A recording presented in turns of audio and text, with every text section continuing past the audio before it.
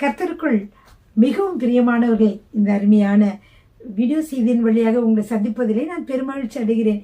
வேதத்தை வாசிக்கலாம் வாங்க என்ற இந்த செய்தியின் மூலமாக உங்களை சந்திப்பதிலே நான் மிகவும் மகிழ்ச்சி அடைகிறேன் பிரியமானவர்களே. ஏனென்றால் நாம் முன்பாக நாம் எல்லாம் ஆதியாகமும், யாத்திரையாமும், லேவியராமும், என்னாமும், உபாகமாம், யோசுவா, நியாயாதிபதிகள், ரூத், 1 சாமுவேல், 2 சாமுவேல் ஆக மொத்தமாக 10 புத்தகங்களை நாம் முடிக்க கர்த்தர் உதவி செய்தார். அதற்காய் கர்த்தருக்கு நான் நன்றி செலுத்துகிறேன் பிரியமானவர்களே. இந்த நாளிலே நாம் 1 ராஜாக்கள் புத்தகத்தை நாம் பார்க்க போகிறோம். 1 ராஜாக்கள் புத்தகம் பிரியமானவர்களே, இது 22 அதிகாரங்களை உடையது. இந்த புத்தகங்களிலே நாம் ராஜாக்களினுடைய எல்லா வாழ்க்கை வரலாறுகளையும் நாம் பார்க்கிறோம். இஸ்ரவேலை ஆண்டவர்களுடைய வரலாறுகளை நாம் பார்க்கிறோம் பிரியமானவர்களே.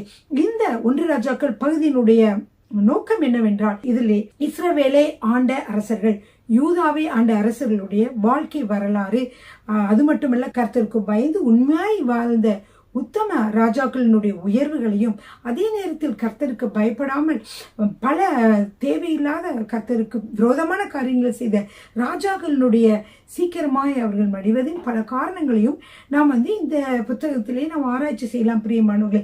அவர்கள் என்ன செய்தார்கள், எப்படி அவர்கள் நீடிய நாட்கள் வாழ்ந்தார்கள், எப்படி அவர்கள் அரசாட்சி செய்தார்கள், அவர்கள் அரசாட்சியில் நேர்ந்த காரியங்கள் என்ன என்பது எல்லாவற்றையும் நாம் இப்பொழுது பார்க்க போகிறோம். சரிங்க பிரியமானவர்களே, 1 ராஜாக்கள் புத்தகமானது 22 அதிகாரங்களுடையது. இதனை எழுதிய ஆசிரியர் யார் என்றால், அவர் ஒரு தீர்க்கதரிசி, எரேமியா தீர்க்கதரிசி தான் இந்த புத்தகத்தை எழுதினார் பிரியமானவர்களே. அல்லேலூயா. பாருங்க, இந்த புத்தகத்திலே பெரும் பகுதி என்ன இருக்கிறது என்றால், நமது ஞானிகளுக்கெல்லாம் ஞானியாகிய சாலமோனுடைய எல்லா புகழ், அவருடைய கணம், அவருடைய அறிவு திறமை, அவருடைய ஆற்றல் எல்லாவற்றையும் நாம் இந்த புத்தகங்களிலே நாம் வாசிக்கிறோம். அது மட்டுமல்ல, அவர் மிகவும் ஞானியாக இருந்தது மட்டுமல்ல, சிற்பக்கலையில் ஒரு வல்லவராக இருந்ததினாலே அவர் அழகான ஒரு தேவ ஆலயத்தை அவர் கட்டினார் பிரியமானவர்களே. இந்த தேவாலயமானது தினந்தோறும் 2 லட்சம் மக்கள் வேலையாட்கள் வேலை செய்து 7 வருடங்கள் கடுமையாக உழைத்துதான் இந்த அருமையான தேவாலயத்தை அவர் கட்டினார். பிரியமானவர்களே, இந்த தேவனுடைய மனுஷராக இருந்த இந்த சாலமோன் அரசனுடைய காலங்களிலே மிகவும் இஸ்ரவேலானது மிகவும் ஒரு புகழ் உச்சிக்கு போனது. அநேக கணம், அநேக மக்கள் அவருடைய அறிவு திறமையும் அவருடைய ஞானத்தையும் பற்றி கேட்க வந்தார்கள்.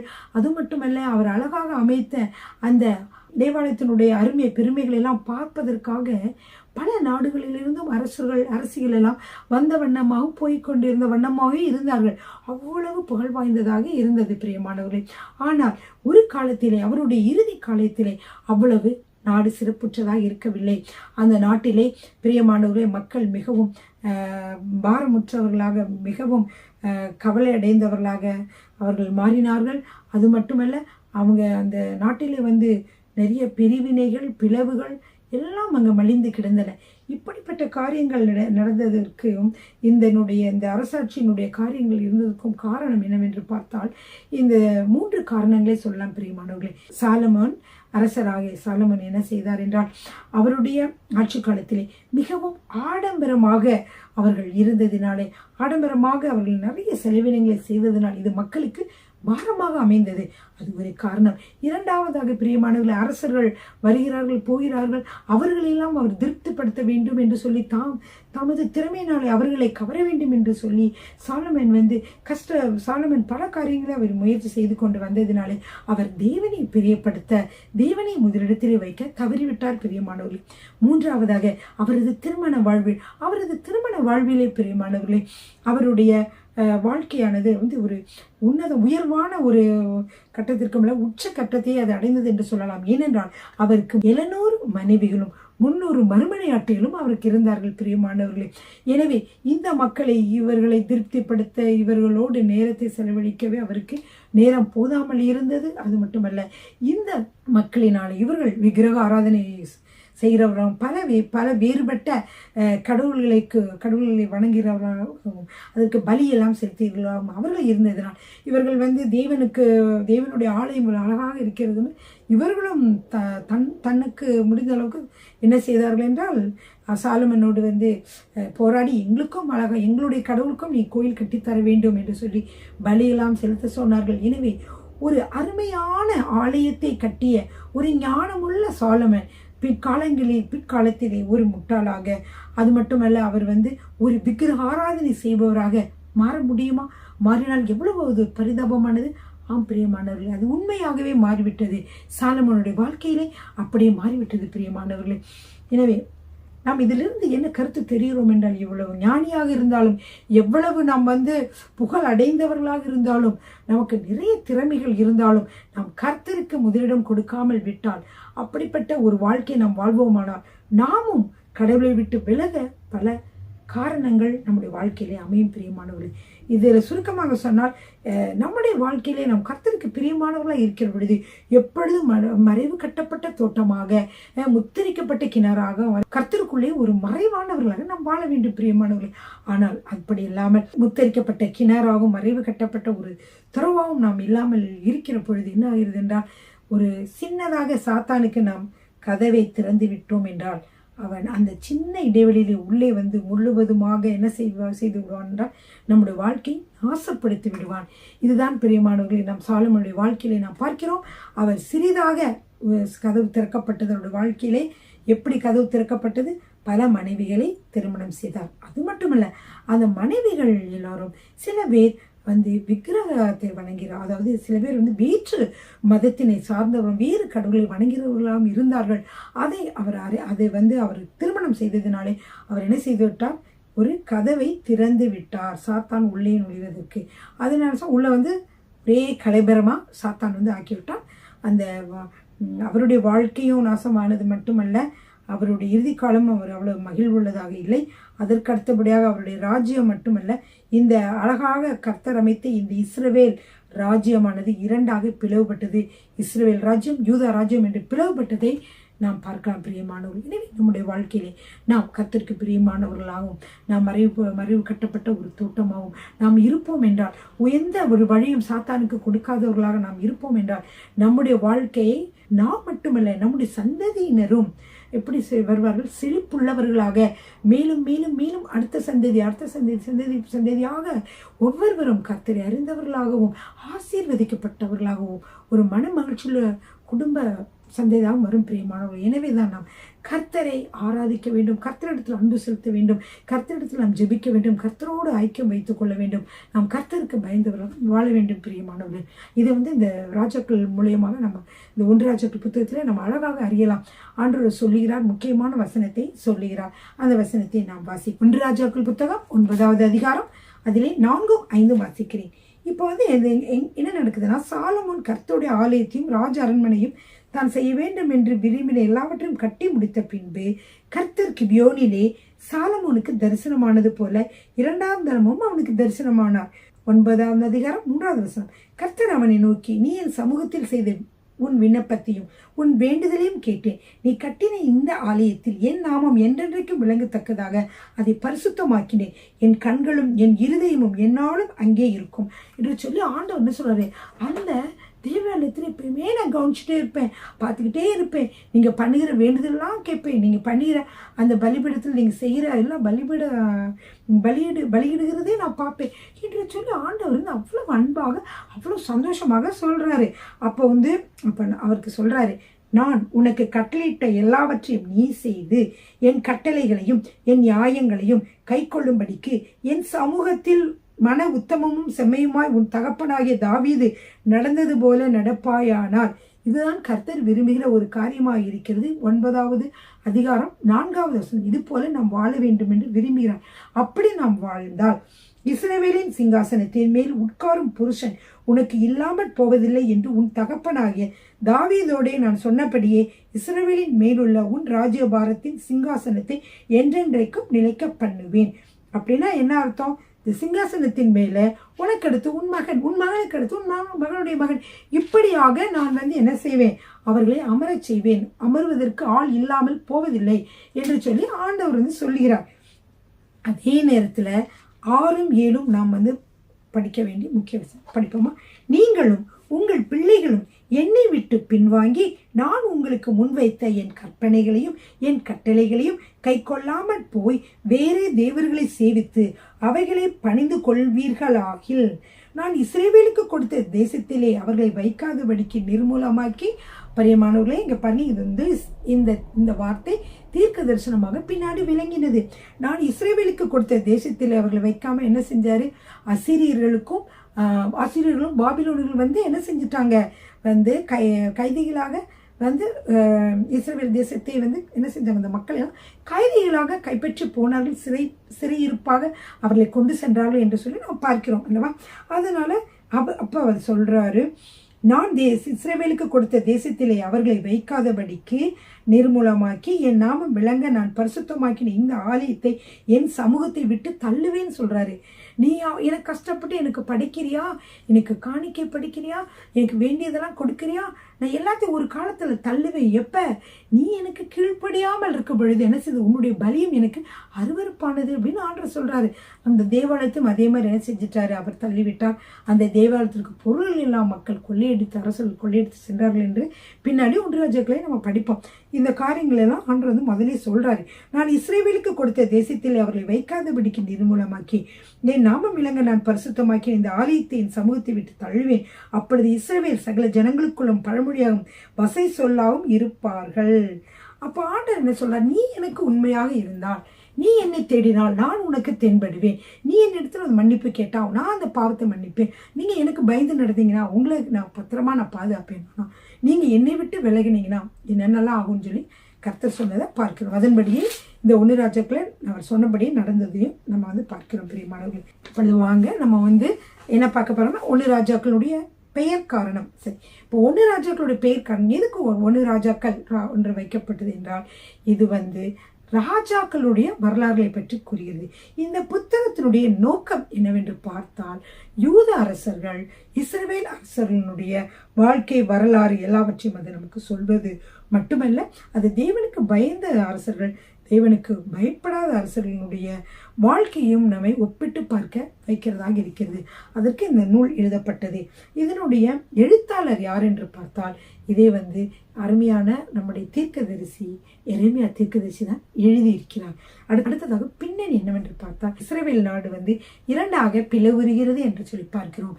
எப்படி என்றால், அது வந்து யூதா அரசு என்றும் இஸ்ரவேல் அரசு என்றும் 2ஆக பிளவு பெறுகிறதே நாம் பார்க்கிறோம்.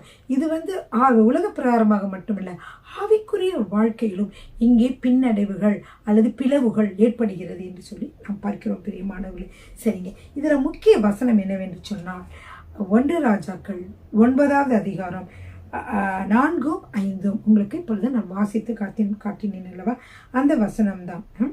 நான் உனக்கு கட்டளையிட்ட எல்லாவற்றையும் நீ செய்து என் கட்டளைகளையும் என் நியாயங்களையும் கை கொள்ளும்படி என் சமூகத்தில் மன உத்தமமும் செம்மையுமாயும் தகப்பனாகிய தாவீது நடந்தது போல நடப்பாயானால் இஸ்ரவேலின் சிங்காசனத்தின் மேல் உட்காரும் புருஷன் உனக்கு இல்லாமல் போவதில்லை என்று உன் தகப்பனாகிய தாவீதோடு நான் சொன்னபடியே இஸ்ரவேலின் மேலுள்ள உன் ராஜ்யபாரத்தின் சிங்காசனத்தை என்றென்றைக்கும் நிலைக்க பண்ணுவேன் சொல்றார். சரிங்க பிரியமானவர்களே, இந்த புத்தகத்துல 1 ராஜாக்கள் வரக்கூடிய முக்கியமான நபர்கள் யார் யாரு? தாவீது, சாலமன், ரெகோபெயாம், யெரொபெயாம், ஆகாப், எலியா, யேசபேல், இவர்களை பற்றியெல்லாம் இதில் நம்ம பார்க்கலாம் பிரியமானவர்களே. சரிங்க, பாருங்க, இப்போ இந்த பெயர் காரணம் ஏன் வந்தது என்று சொன்னால், நான் சொன்னேன் ராஜாக்களை பற்றி சொல்லப்பட்டது என்று சொன்னேன். அது மட்டுமல்ல, இது ராஜாக்கள் என்று பொருள் தரும் எபிரேய வார்த்தையான மேலேக்கிம் என்ற அந்த வார்த்தை முதலாவது வசனத்துல வருகிறது. வஹாமெலேக் என்று சொல்லி வருகிறது. அப்படின்னா இப்போது அரசர் என்று பொருள். இப்படியாக அரசரை பற்றிய காரியங்களை வந்து சொல்லுகிறதுனாலே இதற்கு ராஜாக்கள் என்று பெயர் வந்தது. பிரியமானவர்களே, இப்பொழுது உங்களுக்கு முக்கியமான ஒரு காரியத்தை நான் சொல்லிக்கொள்ள விரும்புகிறேன். முதலாவது மூல பாஷையான எபிரேய பாஷையில இருந்த பொழுது நாளாகமம், அதாவது என்ன ஃபர்ஸ்ட் வந்து சாமுவேல் புத்தகமும் இந்த ராஜாக்கள் புத்தகமும் நாளாகம புத்தகமே முழு புத்தகங்களாக தான் இருந்தது. சாமுவேல் புத்தகம் என்று தான் இருந்தது. ஆனால் அது எபிரேய மொழியிலிருந்து கிரேக்க மொழிக்கு மொழிபெயர்க்கப்பட்ட பொழுது கிரேக்க மொழியில் இருக்க வார்த்தைகள் அதிகமாக இருப்பதினாலே என்ன ஆகிட்டது என்றால், இது தோல் சுருளிலே தான் அவங்க வந்து எழுதியிருப்பாங்க, தோல் சொல்ல தான் எழுதுவாங்க. அதனால பார்த்தீர்கள் என்றால் அதிகமாக வரும் என்பதற்காகவே சாமுவேல் புத்தகத்தை 1 சாமுவேல் 2 சாமுவேல் என்றும், இந்த ராஜாக்கள் புத்தகத்தை 1 ராஜாக்கள் 2 ராஜாக்கள் என்றும், 4ஆம் புத்தகத்தை 1 4ஆம் 2 4ஆம் புத்தகம் என்றும் பிரித்தார்கள் பிரியமானவர்களே. ஹல்லேலூயா. சரிங்க, அடுத்து பாருங்க, இந்த காலம் பற்றி நம்ம பார்க்க போகிறோம். இந்த காலத்தை பார்க்கிற பொழுது கிமு 722 கிமு, அதாவது கிறிஸ்துவுக்கு முன் 722ஆம் வருடத்தில் இஸ்ரவேலுக்கு ஏற்பட்ட அசீரிய சிறைவாசத்திற்கும் கிமு 586 யூதாவுக்கு ஏற்பட்ட பாபிலோனிய சிறைவாசத்திற்கும் காரணம் கீழ்ப்படியாமை, விக்கிரகாராதனை, தீய வாழ்வு என்பவையே என விளக்கும் எழுத்தோவியமாக இது எழுதப்பட்டுள்ளது. இந்த காலத்தில் இருந்த அரசர்கள்கிட்ட ஏன் இந்த மாதிரியா நடந்தது, ஏன் பாபிலோனிய சிறைவாசம், அசிரியர்களுடைய சிறையிருப்பாக ஏன் இஸ்ரேல் மக்கள் எல்லாம் பிடிக்கப்பட்டு போனார்கள், யூதா மக்கள் எல்லாம் ஏன் பாபிலோனிய சிறையிருப்பாக பிடிக்கப்பட்டு போனார்கள் என்பதை விளக்குவதற்காக ஏன் என்று இதற்கு முக்கிய காரணம் கீழ்ப்படியாமை, ஆராதனை மற்றும் தீய காரியங்கள், தீய நோக்கம், தீய காரியங்கள் என்பவைகளை விளக்குவதற்காக என்பவைகள் தான் காரணம் என்பதை நமக்கு வலியுறுத்துவதற்காகவே எழுதப்பட்ட ஒரு எழுத்தோவியமாக இது திகழ்கிறது பிரியமானவர்களே. சரி, 1 ராஜாக்கள் புத்தகமானது எதை பற்றி சொல்லுகிறதுனா சொல்லுகிறது என்றால், சாலமோன் பதவியேற்ற கிமு 970 முதல் அகசியாவின் அரசாட்சி முடிந்த கிமு 853 வரையிலான 123 வருடங்களாக நடைபெற்ற காரியங்களை, அதில் அரசாண்ட அரசர்களுடைய வாழ்க்கை வரலாறுகளை நமக்கு காட்டுவதாக அமைகிறது பிரியமானவர்களே.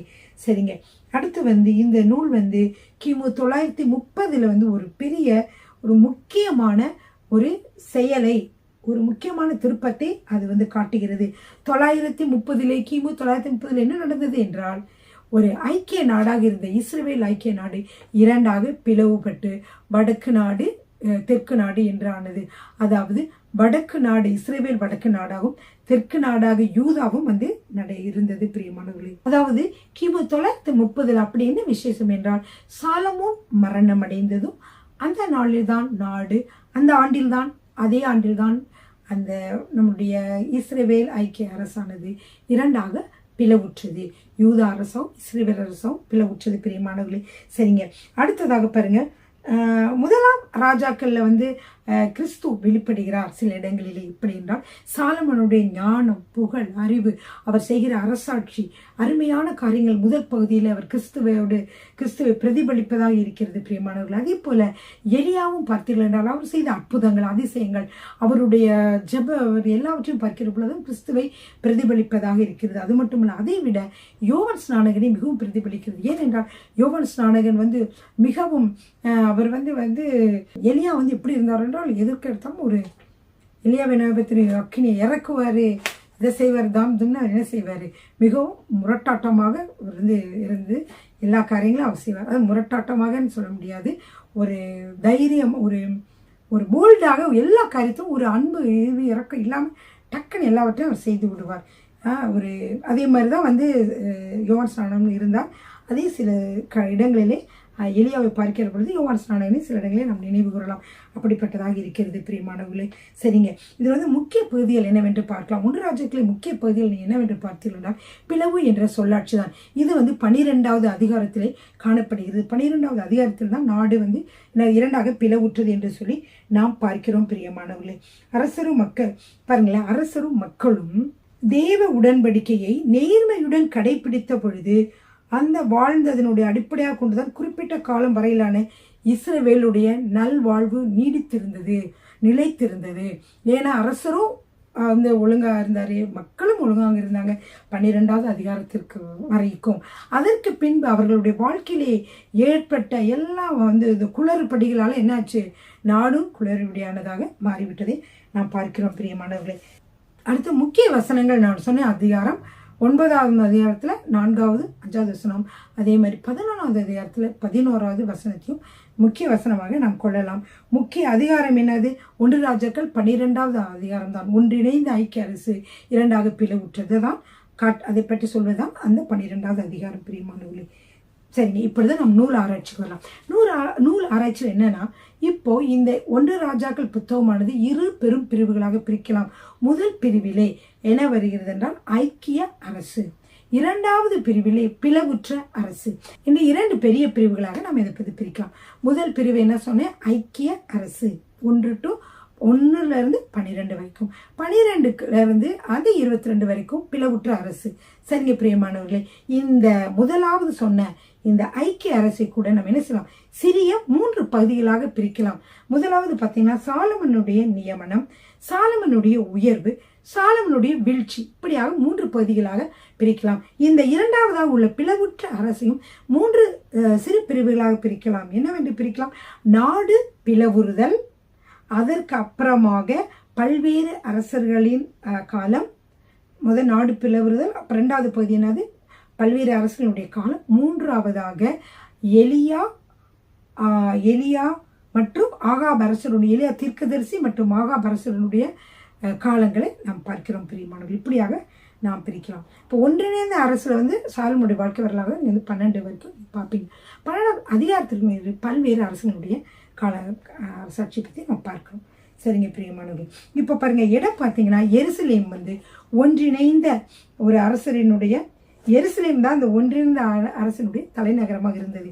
ஆனால் இப்போ 2 பிரிவுகள் இருக்கு இல்லையா? இஸ்ரவேல் அரசுக்கு சமாரியா தலைநகரம், யூதாவுக்கு எருசலேம் தலைநகரமாகவும் அமைந்தது பிரியமானவர்கள். காலம் பார்த்தீங்கன்னா முதல் பகுதி இருக்குல்ல, முதல் பெரும்பகுதியான ஒன்றிணைந்த அரசு 40 வருடங்கள்.